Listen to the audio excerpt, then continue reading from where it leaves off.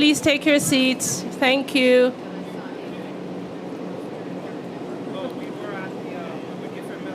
Okay.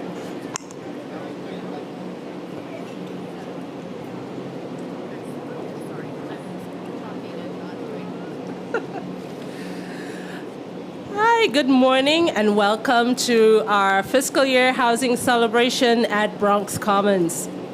Thank you so much, everyone, for coming out. I first want to thank Saleo Suso, our amazing musician.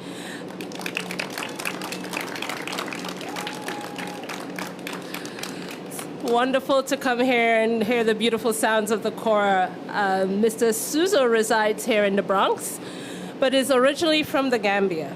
He comes from a family which goes back hundreds of years playing the kora and being the community historians known as Jalis. Did I say that right? So, Mr. Suso is now part of the Bronx Commons Music Hall, which is behind us, and he will be serving on the BMHC Music Advisory Board. Thank you so much, Mr. Suso.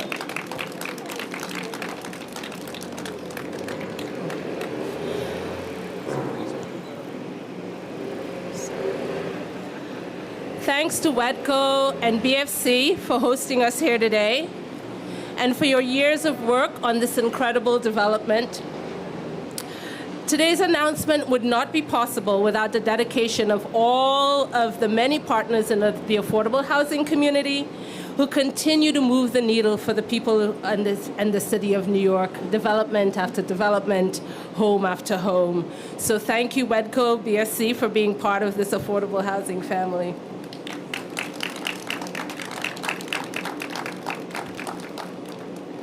So from the outset, people have started to say that we're focused on numbers.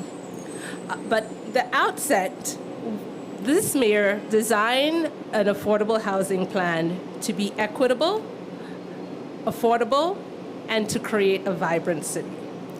The numbers are important because they're an important metric for accountability, right? So you have to know what you're asking people to achieve, and you have to make sure they do it. But it doesn't tell the full story. Behind each of our affordable homes is, this plan started in 2014, behind each unit of housing, there's a teacher, there's a healthcare worker, there's a taxi driver, there's a formerly homeless person or household. There's a survivor of domestic violence. There's a person with mental health and substance abuse challenges who now has a safe place to live. There's a person who gets a better, healthier life because they've been connected to quality housing that they can afford and with services when they need it. And it's not just about the housing. We need quality housing, right? We need outdoor space like we have here, right? There's a courtyard, a beautiful courtyard. You should all go out and see it. There's a rooftop farm. We want energy efficiency. We want broadband for every tenant, which is also in this building. And we redesigned our guidelines so that all of the affordable housing that we're producing is bringing more to people's lives. It's bringing outdoor space, it's bringing broadband, it's bringing much more to the community. Because the housing is not just about the units that are here, right? But it's about your surroundings. Yes, you can move to a high opportunity zip code, but you shouldn't have to move to a high opportunity zip code to have opportunities where you live. So this housing plan is not just about units, it's not just about safe units, but it's also about the neighborhood. In so many ways, Bronx Commons is emblematic of the work we're trying to do to advance neighborhoods by bringing communities new schools, like the pre-K that's around the corner. It's fabulous, you should visit it. And the principal's here, welcome.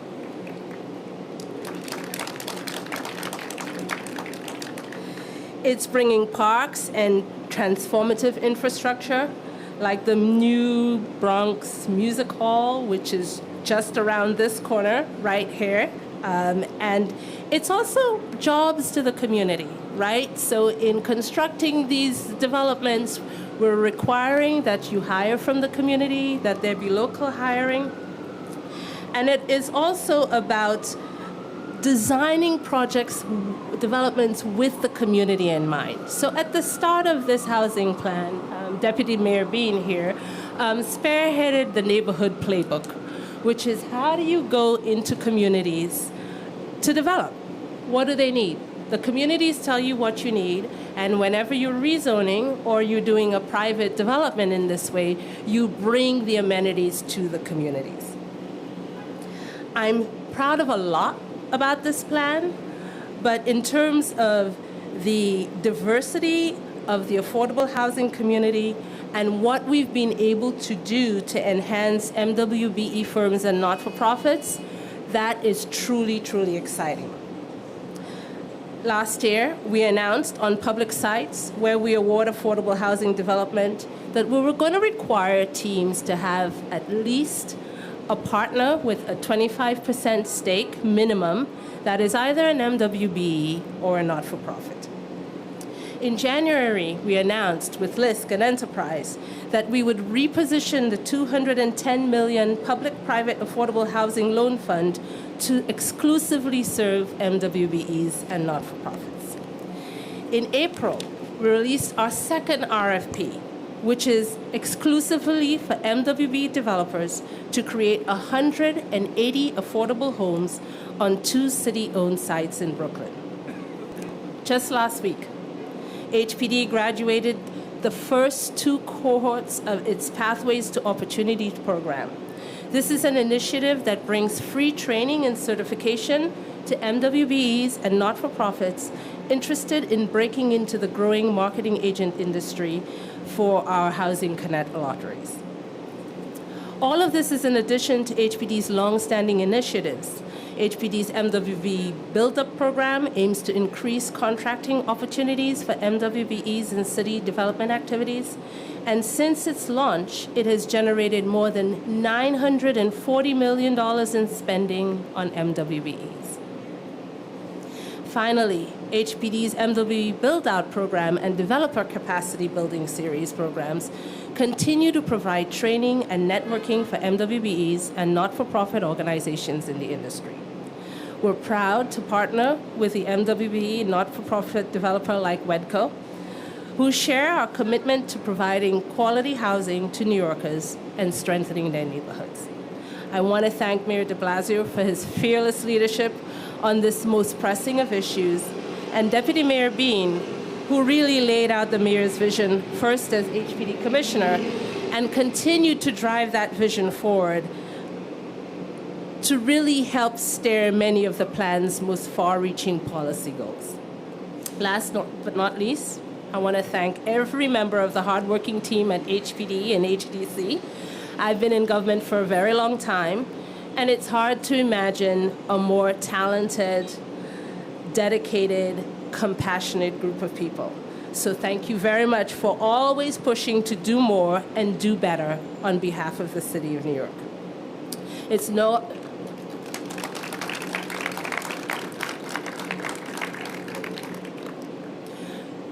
No, it's not about the numbers, but for the hundreds of thousands of New Yorkers who get to live in places like Wedco, who get to have affordable homes like here at Bronx Commons, and for all the workers who build and maintain this housing plan is truly life-changing. So, without further ado, I'd now like to introduce Councilmember Rafael Salamanca. He has been critical in ensuring that affordable housing gets built throughout the city as chair of the City Council Land Use Committee. But I have to tell you, he is a proud and dedicated supporter of housing right here in the Bronx. This gentleman is tireless in calling and texting and finding out where his next development is coming online, developments just like this one. And so, Councilmember, thank you so much for your advocacy, for your support, and I'd like to invite you to come and say some words. All right, good afternoon, everyone. Thank you, Commissioner, for those kind words. And I call the Commissioner at least once a week to find out when is my next project going to close. I've been in office for about 5.5 years, and I can say that when I came in, I've been working hand in hand with HPD on ensuring that we're bringing true affordable housing to the South Bronx. In my 5.5 years, I've approved over 7,000 units of 100% affordable housing. 5,000 units of those have been brand new units, and over 300 of those units are in this building that are included in that 5,000. And we preserved over 2,000 units just in my council district alone. And that is something that I've done hand in hand with HPD and the deputy mayor and the mayor's office. I can say that we've pushed the envelope. I have pushed the envelope as much as I can to ensure that, number one, we are not building more shelters, but we're providing housing for homeless families, because that's exactly what we need. And in this past 2 years, or 3 years, I worked hand in hand with Commissioner Carroll, and we were able to pass what I called a milestone bill, where every developer that's getting $1 from the city of New York, they have to set aside 15% of their units for homeless families. And I can say that that's something that I'm extremely proud of. We still have a lot of work to do. We still have a lot of projects that we need to close.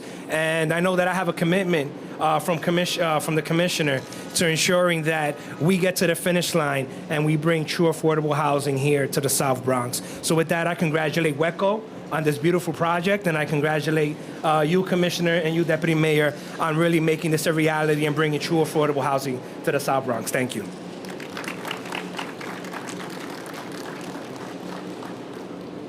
Thank you, Council Member. I almost didn't come here today because, I didn't have the list that you asked me for, but it's coming. So, as we said today, I just can't thank WEDCO and, BFC enough for being a partner with us in affordable housing. And at this point, I'd like to call on Don Kaposha, the principal of BFC, managing partner, to come up and say a few words. Don?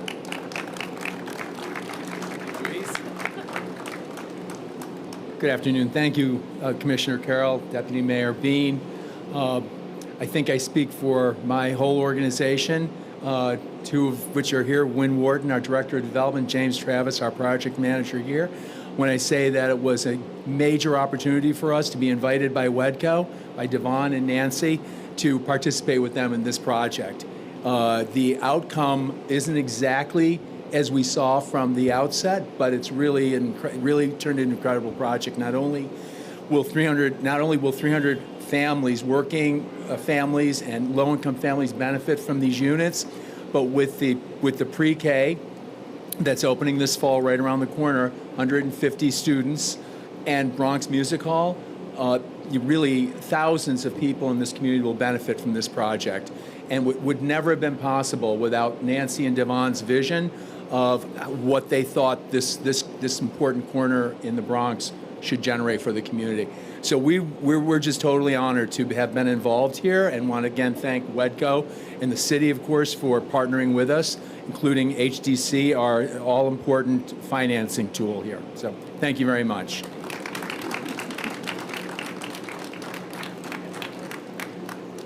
Thank you, Don. So before I call Nancy up, I just want to say a little bit, because I've been told, Nancy, that this was your vision. All we see here, Nancy really, really thought it through and is really the driving force behind this. So the music hall is a 14,000 square foot music, dance, and cultural venue. It has flexible performance spaces. It will accommodate 250 seats.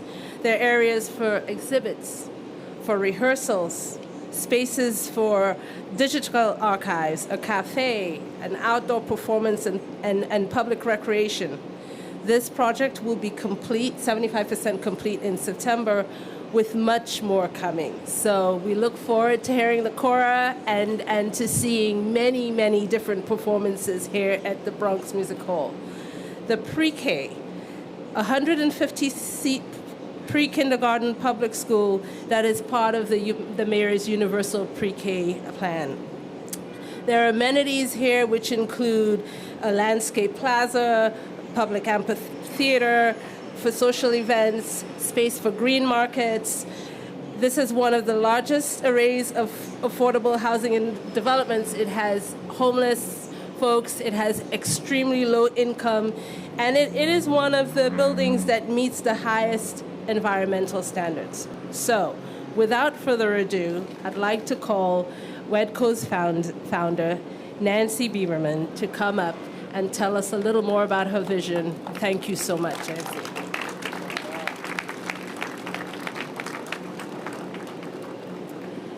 Thank you, Commissioner Carroll, and it's really nice to welcome you here today. And thank you, Deputy Mayor Bean, who was here with us for the groundbreaking when it was so cold that we wore multiple down jackets, hats, and the ground was so frozen it was hard to break it. But we're really glad you're here today. So Bronx Commons really does embed, it really incorporates, includes, embodies WEDCO's philosophy that buildings should serve whole neighborhoods and not just people who are lucky enough to win the housing lotteries. And what you see today, what people have spoken about, is the product of hundreds of hours of listening to residents' hopes and dreams for their families and their neighborhood. And after that, and along with that, a decade of conversations with Bronx historians, musicians, poets, photographers, filmmakers, and educators. That's why we built a school. And that's why we built outdoor public plazas and a public park. The music hall, as you heard, is a 250-seat state-of-the-art performance venue for film, dance, live theater, spoken word, music, and dance lessons. And there's a gallery space for gathering, commemoration, and celebration. No one could have imagined when we started the collective need for healing and hope that there is today. And we are proud to have built a space that meets that moment.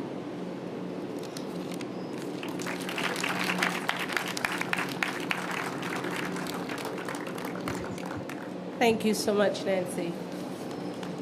So I hope you all will take the opportunity to walk around and see all of the beautiful spaces. The entryway is gorgeous. The Peloton bikes have not arrived in the gym, so you're going to have to wait for that. But the gym space looks amazing.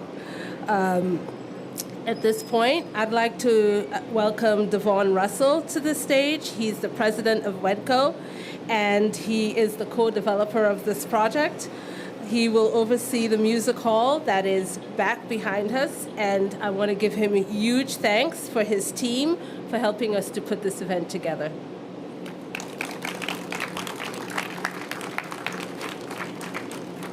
Thank you, Commissioner Carroll.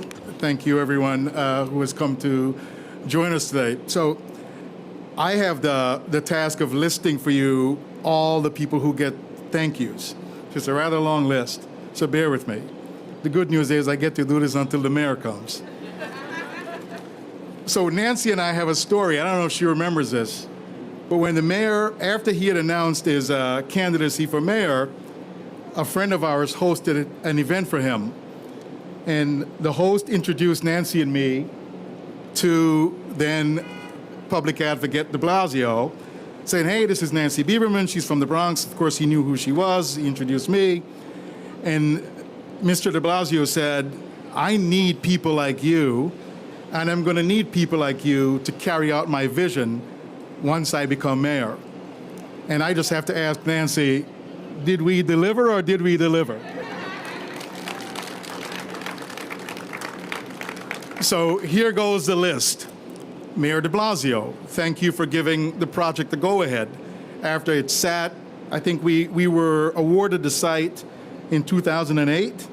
sometime close to that, and we broke ground in 2017. So 8 years later, we broke ground. So thank you for that, Mr. Mayor.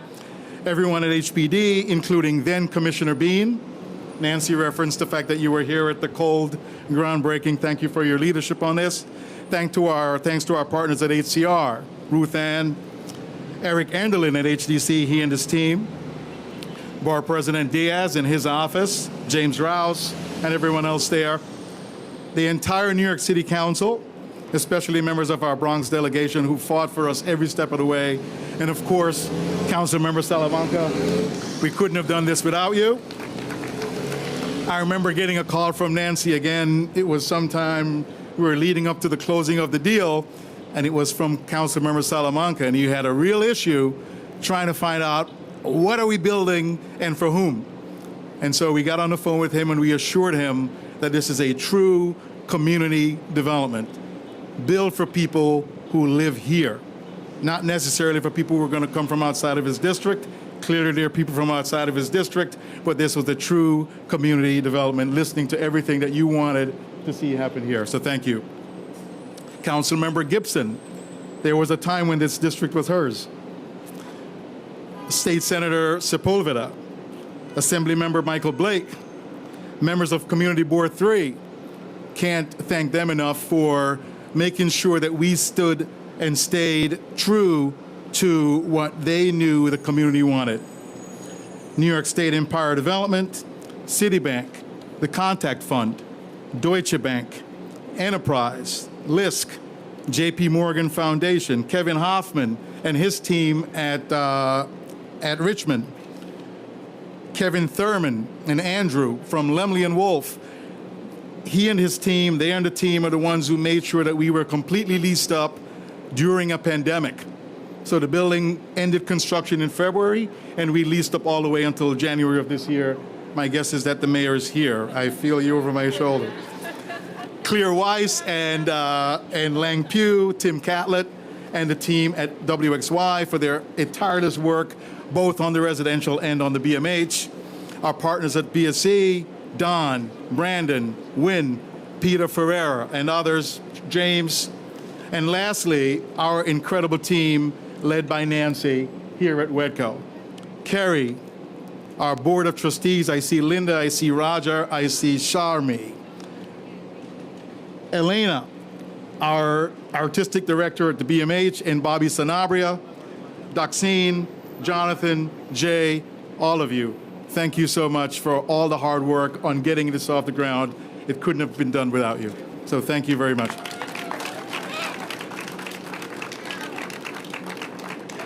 Thank you so much, Devon. And now, for the heart of what we do, right? This is not just about brick and mortar, but it's about people, and it's about each and every one of us in the city living our best lives under the best circumstances. And so I'd like to introduce a Bronx Commons resident, Amara Marrero. Please come up and share your amazing story. Wait, we're gonna give you some more height. Hold on. Okay, because I'm a little person, We're gonna make you taller. even in here. heels. Awesome, thank you. Good afternoon, everyone. I'm Amara, and these are my children, Malachi and Michaela, and we are residents here at Bronx Commons. I want to begin by thanking everyone for being here today, and everyone involved for allowing this opportunity for myself and my children to express the story that led us here. We come from South Florida, and coming to the concrete jungle, it was not easy. We lived in a few family shelters, which was tough, but we made it through. The staff in each shelter treated us with respect, helped us apply for affordable housing, and so much more.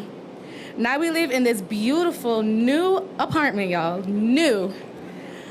And we love it so much. We have the space, the freedom, and the security that we need. We're in this nice neighborhood with schools, playgrounds, grocery stores, transportation, and everything else a family could need. Whew, excuse me. For us, this isn't just an apartment. It's a place that we call home. And there's nothing more liberating to have a place to call your own. This journey has personally made such an impact in my life that I've been inspired to go back to school this fall at Boricua College. It's right there, right across the street. And being Puerto Rican, I am definitely proud. I will be starting a career in social services to give back to those families who are in need just like we once were. New York City is truly a place of opportunity. When we hit the bottom, the city helped us get what we needed to get back on our feet. Our family and close friends are happy for us as well. Without their love and support, this journey would have been far more difficult. My daughter, Michaela, say hi, Michaela. My daughter, Michaela, now dreams of becoming a famous singer one day. You know what they say, if you can make it here, you can make it anywhere. On the other hand, my son, Malachi, say hi, Malachi, was personally inspired by you, Mayor. He really was. In a recent event for Juneteenth in Harlem, we heard you speak about all the positive things you were doing to make sure we got through this pandemic together. He saw for himself how much you care for children and their families, so much so that he now wants to become a lawyer. To help, yes, give it up. That's my son. To help change people's lives too. With the city's support, all of these things have been possible. And if it wasn't for the help of the city, we wouldn't be here today. I want Malachi to come up. So it is my honor to introduce to you Mayor de Blasio. Yeah, great job. Wow. Thank you. You did great. Okay, Malachi, you sounded like a lawyer there. Definitely sounded like a lawyer. You're well on your way, my friend. So, Amara, I could tell the second I met you, you were not going to have a problem being a public speaker. You got a lot of personality, you got a lot of energy, you got a lot of heart, and you came up here and told your story beautifully. Let's congratulate Amara for that. And this is what we are all about, all of us. Helping a family to realize their potential and their dreams with the respect every family deserves. Does not matter how much money you have, you deserve respect. It doesn't matter if you're born with privilege or without it, there are great things possible. And look at these wonderful kids. This is going to be the kind of thing that helps them achieve their dream, to have a beautiful place to live in a neighborhood that supports them. So this is what we all do because we believe in the possibilities of the people of this city, and particularly the people of the Bronx. We are so honored to be here for Bronx Week. City Hall in your borough all week long. And a lot of people will tell you the Bronx has not always gotten its fair share. The Bronx has not always gotten the attention it deserves. The potential of the people of the Bronx has often been overlooked. We have been trying to right that wrong over the last 8 years, and this is another step in the right direction. The Bronx once, and I saw it with my own eyes in the really hard times when the Bronx was struggling the most, and there were people who gave up on the Bronx. Go back and look at the end of the 70s, beginning of the 80s, how normal it was for quote-unquote leaders to say that the Bronx had no future. Well, anyone who gave up on the Bronx was a fool, and anyone who gave up on the Bronx did not understand Bronxites and their power and their resiliency. And we've seen for years how strong the people of the Bronx are. And now you go all over this borough and you see more and more progress, more rejuvenation, more possibility than ever before. Now, it all comes down to this. If we're going to have the city that we need to have, we need a recovery for all of us. We need to keep this recovery moving, but it has to be for everyone. It cannot just be recreating the status quo that used to exist. It has to be something better. And if you want to make people's lives better and create fairness and equality, then build affordable housing. Nothing more important. So now, for the big news. We have breaking news, everyone. I want one of those graphics to come up on the screen. Breaking news. More than any year in the history of New York City, this city has created more affordable housing in the last year than any year in the history of New York City.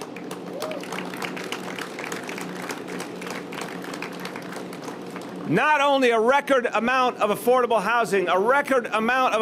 housing, particularly for the lowest income New Yorkers who need it the most. And that's something we committed to, and when Deputy Mayor Vicki Bean took over her role as Deputy Mayor, she said we're going to move our efforts more and more to the lowest income New Yorkers, and she did that, along with the great people at HPD. Thank you, Commissioner Carroll and your whole team, everyone at HDC who are unsung heroes. We thank you, everyone at EDC, all the agencies that participated, set this record together, working with incredible affordable housing developers, nonprofit organizations, you name it. Incredible group effort. And I will tell you something. When we started out, when I was running for mayor, 8 years ago this time, I said we could build or preserve 200,000 apartments, and a very, very, very respected housing expert, I asked him what he thought of it privately, and he said, very, very kindly, he said, Bill, that's this close to insane that you could do 200,000 in 8 years. Well, guess what, my friends? By the end of this year, by the end of this administration, we will reach 200,000 affordable apartments for the people in New York City. More than ever, we will also serve seniors and formerly homeless New Yorkers. And look what we are doing right here. This beautiful building, 100% affordable, the best kind of housing, 100% affordable. 305 apartments fully leased. This is going to make a difference. You're going to hear from the Deputy Mayor to give you all the good news. There is good news in the world. It may not make the front pages, but it's still true. But everyone, here's where I finish. This is happening right here while we're still fighting off a global pandemic. But have we stopped? Have we stopped creating affordable housing? Have we stopped bringing back jobs? Have we stopped making the Bronx a better place? No, because there's no stopping the Bronx. And there's no stopping New York City. And now to tell you all about it, Deputy Mayor Vicki Bean. Thank you. Thank you, Mayor de Blasio. Thank you for saying to that person, no, we can do it, because this is the proof that we, in fact, can do it. Si se puede, absolutely. And thank you to our hosts, WEDCO and BFC. I was here at the groundbreaking. It was like 20 below zero. We had every imaginable piece of clothing that we could put on in order to get through that groundbreaking. But what got us through that groundbreaking, and I think is exemplary of exactly what we're trying to do, is that it was much more than just we're breaking ground on an incredible new affordable housing, but that it was the vision of the community represented by the fact that it was the first groundbreaking ever, I believe, and certainly the first one that I had ever attended that was in rap, right? And it featured the Bronx Music Hall and all that would bring to the community and to the city. So it is really a privilege to be here now, seeing this incredible building after that groundbreaking. But I want to, take us back, because 8 years ago, the mayor did challenge all of us to provide safe, affordable, secure housing for as many New Yorkers as we possibly could. And everybody, not just the person he talked to, everybody I talked to, everybody who knew anything about affordable housing said that's just not possible. But the mayor said it's going to be hard, it's going to require Herculean efforts, we're going to have to break all kinds of barriers that get in our way, we're going to have to cut through red tape, we're going to have to cut through bureaucracy, but we can do it, and indeed we have done it. Here we are, 7.5 years later, celebrating one of the hundreds of new buildings that resulted from that vision, and celebrating the phenomenal accomplishment that not only will we get to that 200,000, which was promised in 10 years, but we will do it. We will get to more than 200,000 in 8 years. We're now at 194,000 preserved or new homes for the residents of this community, And we are doing it with a laser focus on the most vulnerable New Yorkers, those who most need the stability of affordable housing and the opportunity that thriving communities cause and that thriving communities offer. And despite the extraordinary setbacks of this past year, which challenged all of us to affirm what's really important in our lives and to rise above the challenges that we saw, the incredible teams at HPD, at HDC, thanks to Eric Inderlin, Rich Froelich, and so many others, thanks to all of the incredible team led by Louise Carroll, led by Liz Oakley as Director of Development, and so many people at HPD who drew on every ounce of strength and creativity that they had to get us through the pandemic and to deliver the housing that we knew people's lives depended upon, even though it was in a pandemic. We centered our most vulnerable, our seniors, our formerly homeless, our very and extremely low-income New Yorkers who deserve healthy, safe, and quality homes. We financed a record more than 11,000 new homes in a year, the highest in the city's history, and 64% of that housing will go to the very lowest income of New Yorkers, over-delivering, I might add, on the mayor's promise in the State of the City 2020 to finance 50% of our housing for the very lowest income New Yorkers. We've done this year 64% of that housing. That includes 3,300 units for our revered seniors, the grandmothers, the abuelas, the nanas who got us here, and nearly 2,800 units for the formerly homeless New Yorkers. And you've heard how important that is. And I want to thank Amari and her beautiful kids. And when I'm done with this administration, I'm going back to being a law teacher, and I'm going to look for Malachi in my classes then, okay? But it feels exactly right to celebrate all that right here, because this is an exemplar of what we've been trying to do. Don't just build housing, important as that is, grounding as that is, but make sure that you're building an entire community. Make sure that you're listening to what the people in that community want. And we've heard we want to celebrate the music origins, the origins of music right here in the boogie down Bronx, right? And we want to have pre-K to bring our kids along to make sure that they are having the best start that they can have. We want to be near health care. We want green. We want clean energy, and we want sustainability in the form of the passive. Not the passive, but the solar that we have here. All of those things make this more than just affordable housing, but make it an incredible community. And we're committed to making sure that that affordable housing is built and operated and marketed and staffed by people who look like New York, who represent all of the neighborhoods in New York. And so, as Commissioner Carroll mentioned earlier, we've tried since the beginning of this administration to make sure that the people who are building our housing, the developers, our nonprofits, our MWBEs, that the people who are marketing it are nonprofits and MWBEs, that we're bringing everyone in to share in the economic opportunity that affordable housing creates. So for all of those reasons, I couldn't be prouder to be here to see this amazing building in this amazing community, and to welcome all of its residents and to wish every single one of them, like the wonderful kids here, a better life, a secure life, knowing that your housing is stable and that it's in a neighborhood that will always be opening up opportunities. So with that, let's cut the ribbon. All right.